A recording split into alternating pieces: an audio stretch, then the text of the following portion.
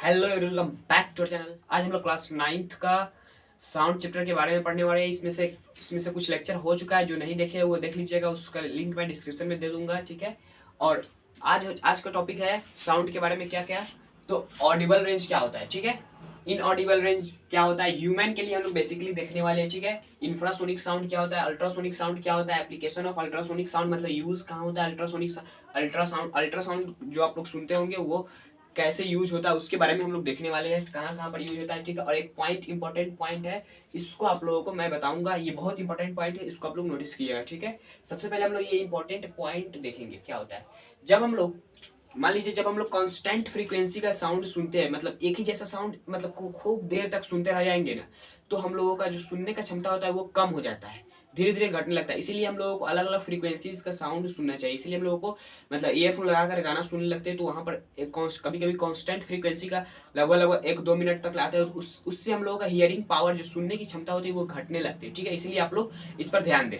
चलिए हम लोग स्टार्ट करते हैं। क्या ऑडिबल रेंज क्या होता है ह्यूमन के लिए, तो फ्रीक्वेंसीज के हिसाब से हम लोगों को देखना पड़ता है। ऑडिबल रेंज होता है कहाँ से कहाँ तक, तो 20 हर्ट्ज से लेकर 20 हर्ट्ज टू 20,000 हर्ट्ज, ठीक है। इसका मतलब यही ऑडिबल रेंज का मतलब ये होता है कि हम लोग इसको सुन सकते हैं इतना, जब इतना हर्ट्ज तक फ्रीक्वेंसी हम लोग मतलब 20 से लेके 20,000 हर्ट्ज तक का फ्रीक्वेंसी हम लोग को सुनाई दे सकता है, ठीक है, नॉर्मल। नहीं तो जो चिल्ड्रेन होता है, मतलब जो 2 साल का बच्चा 3 साल का बच्चा होता है, और जो एनिमल्स होता है, उसको हम लोग ज्यादा 20,000 से भी ज्यादा फ्रीक्वेंसी का साउंड उसको सुनाई देता है कभी कभी, ठीक है। इन ऑडिबल रेंज क्या होता है ह्यूमन के लिए, इन ऑडिबल रेंज मतलब 20 हर्ट्ज से कम और 20,000 हर्ट्ज से ज्यादा। 20,000 हर्ट्ज मतलब 20,000 हर्ट्ज फ्रीक्वेंसी से जितना भी ना, देखिए 19.9 होगा ना, 19.9 अप्रोक्सीमेटली इक्वल टू 20, मतलब 20 नहीं हुआ है, फिर भी थोड़ा सा 0.1 भी कम है ना, फिर भी हम लोग को सुनाई नहीं देगा। और यहाँ पर 0.1 ज्यादा होगा, फिर भी हम लोग को सुनाई नहीं देगा। लेकिन हम लोग को चाहिए कितना, 20 से लेके 20,000 हर्ट्ज तक के बीच का रेंज, इतना ही हम लोगों को सुनाई देता है, ठीक है, ह्यूमंस को, ठीक है। यही और उस मतलब इस रेंज से आगे और इस रेंज से पीछे जितना भी फ्रीक्वेंसीज है वो इनऑडिबल रेंज में फॉल करता है, मतलब इनऑडिबल रेंज उसको हम लोग बोलते हैं, ठीक है। 20,000 से ज्यादा वाला फ्रीक्वेंसी और 20 से कम वाला फ्रीक्वेंसी, उसको हम लोग क्या बोलते हैं, inaudible range of for human being, ठीक है।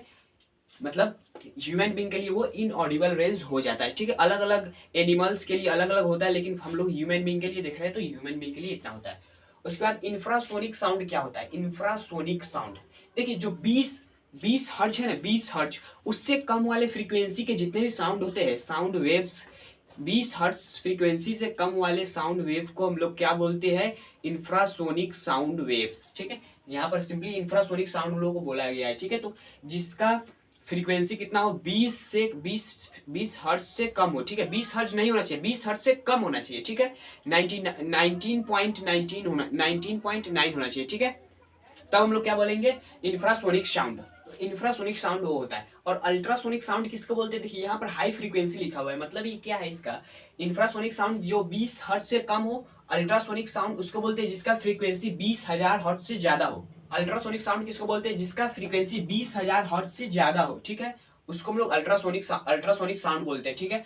और प्रोड्यूस बाय, मतलब ये जो अल्ट्रासोनिक साउंड होता है वो कौन प्रोड्यूस करता है, तो बोले तो बैट्स है, बैट्स, एनिमल्स, कुछ एनिमल्स का नाम, मतलब कुछ एनिमल्स होते हैं जो अल्ट्रासोनिक साउंड प्रोड्यूस करते हैं। और डॉल्फिन्स जो होता है, डॉल्फिन्स मछली जो हम लोग समुद्र में देखते हैं, वो भी अल्ट्रासोनिक साउंड प्रोड्यूस करता है। और बैट्स, चमगादड़, ठीक है, वो भी अल्ट्रासोनिक साउंड प्रोड्यूस करता है। देखिए अल्ट्रासोनिक साउंड यानी जो अल्ट्रासाउंड होता है, अल्ट्रासाउंड जो मतलब किस पर्पज के लिए होता है, तो अल्ट्रासाउंड हो गया क्या चीज के लिए, मान लीजिए यहाँ पर एक पत्थर है, ठीक है, इसके अंदर एक आयरन रखा हुआ है, ठीक, हम लोगों को पता नहीं है इसमें आयरन है या नहीं, ठीक है, आयरन है या नहीं हमको इसमें से पता करना है, इसमें आयरन है या नहीं। कैसे पता करेंगे, जब हम लोग इसमें अल्ट्रासाउंड जो अल्ट्रासोनिक साउंड का वेव होता है उसको हम लोग इसमें भेजेंगे।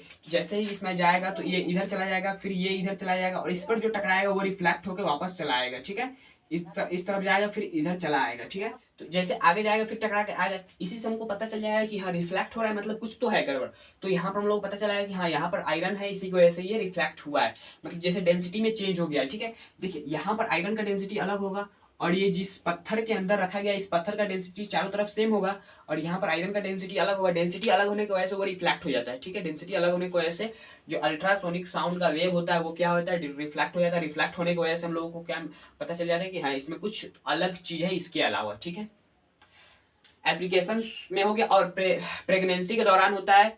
और उसके बाद जो ऑर्गेन सिस्टम होता है हम लोगों का, ह्यूमन बींग का, कभी कभी लीवर के अंदर जो पत्थर हो जाता है ना, उसको हम लोग कैसे डिटेक्ट करते हैं, तो अल्ट्रासोनिक साउंड की मदद, अल्ट्रासोनिक साउंड वेव्स की मदद से हम लोग डिटेक्ट करते हैं। इसी तरह उसको भी भेजा जाता है और टिश्यूज के जो डेंसिटी होता है वो चेंज होने की वजह से वहां पर हम लोगों को पता चल जाता है कि हाँ क्या है, तो वहां पर पत्थर है, ठीक है।